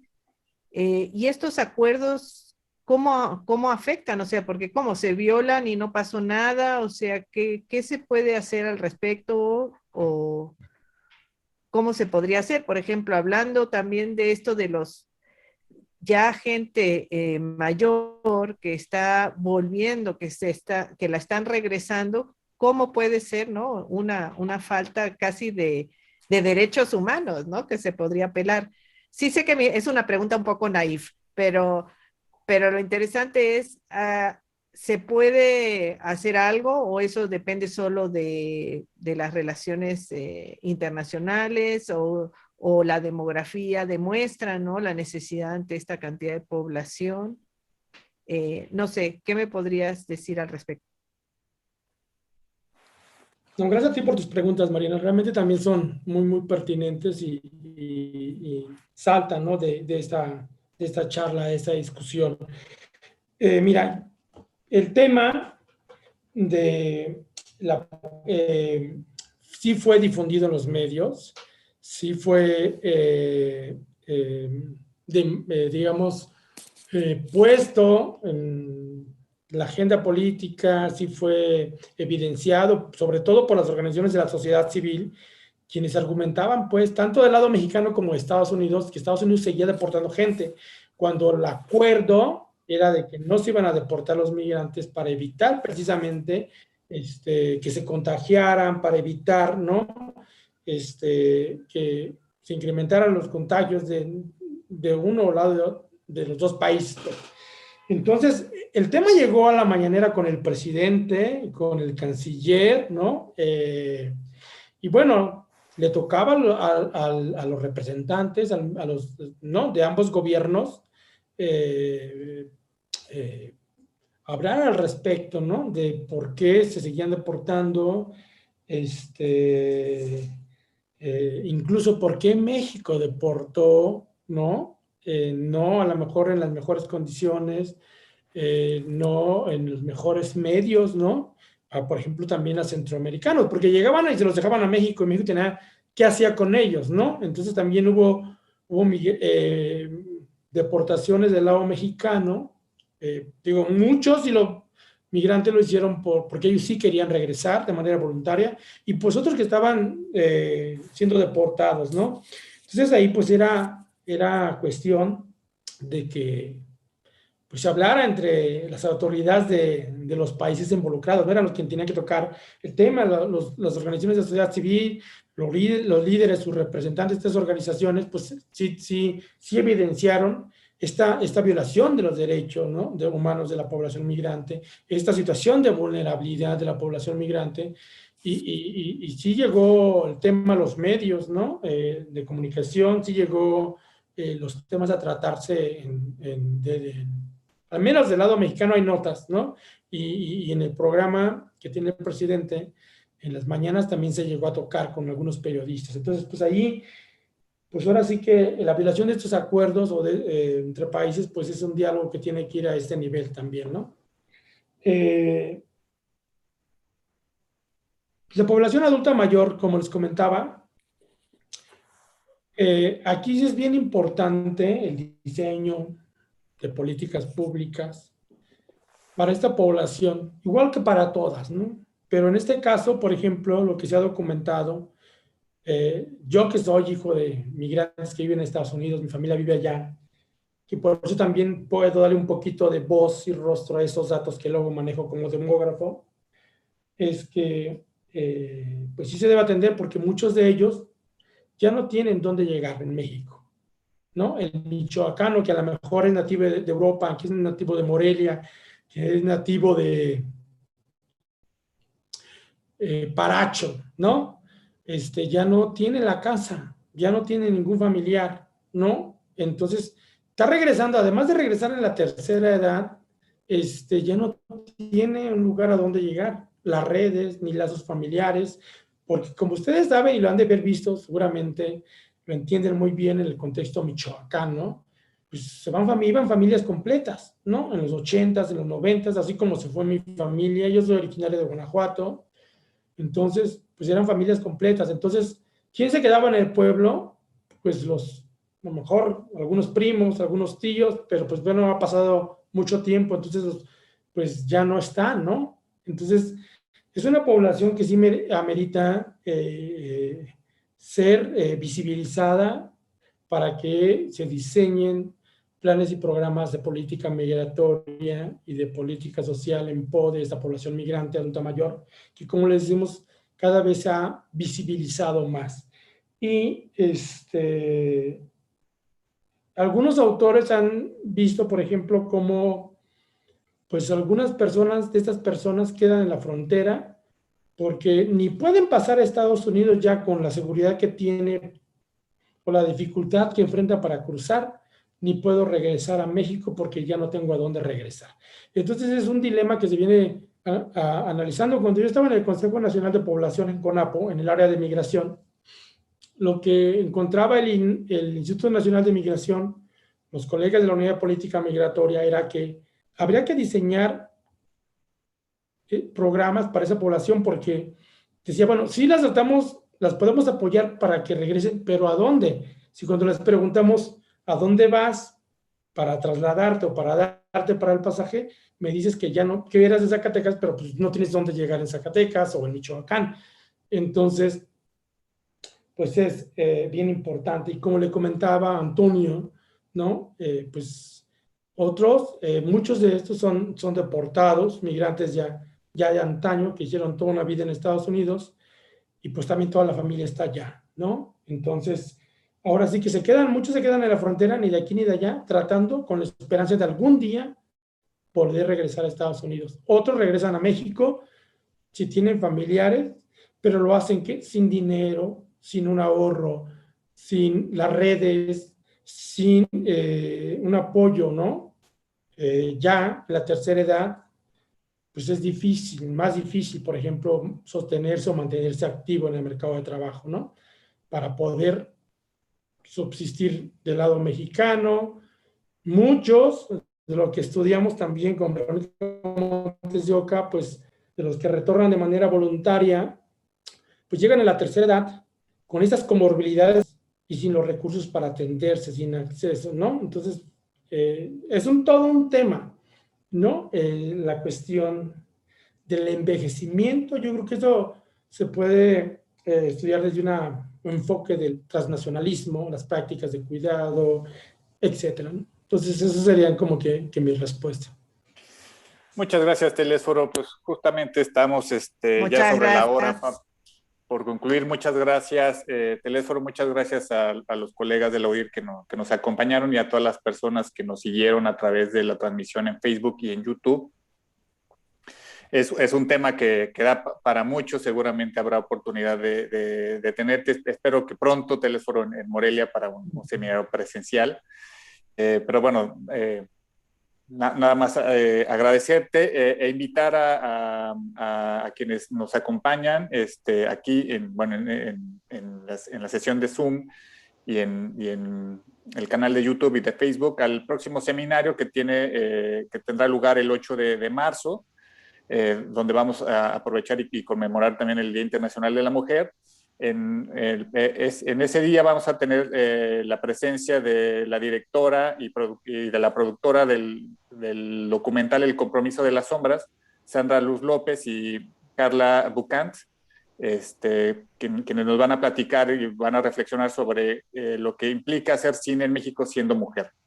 Y para cerrar, digamos, esta sesión del seminario, le pido a Mateo si nos puede compartir el tráiler del documental para tratar de animarlos a que nos veamos el próximo 8 de marzo. Muchas gracias, buenas noches y cuídense mucho.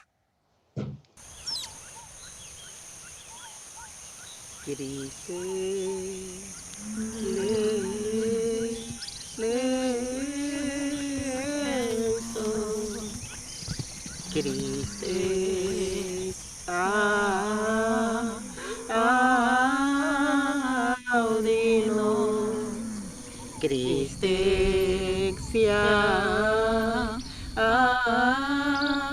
audinos Pater Celis Deo Eus Santa María Santa Virgen Santa Virgen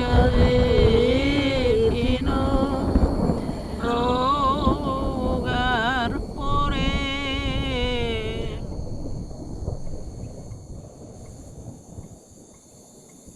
Los espíritus viven en el mundo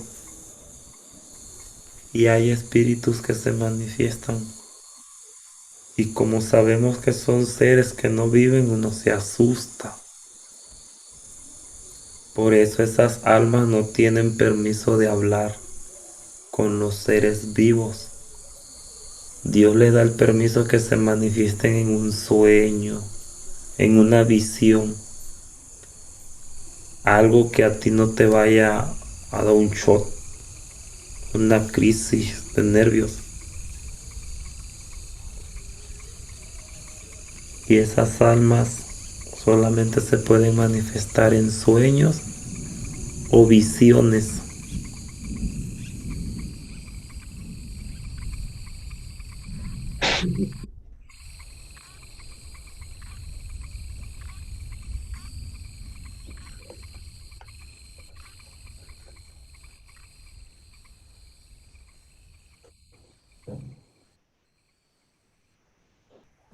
Gracias, Gracias. compañeras, compañeros. Nos vemos pronto. Que estén muy bien.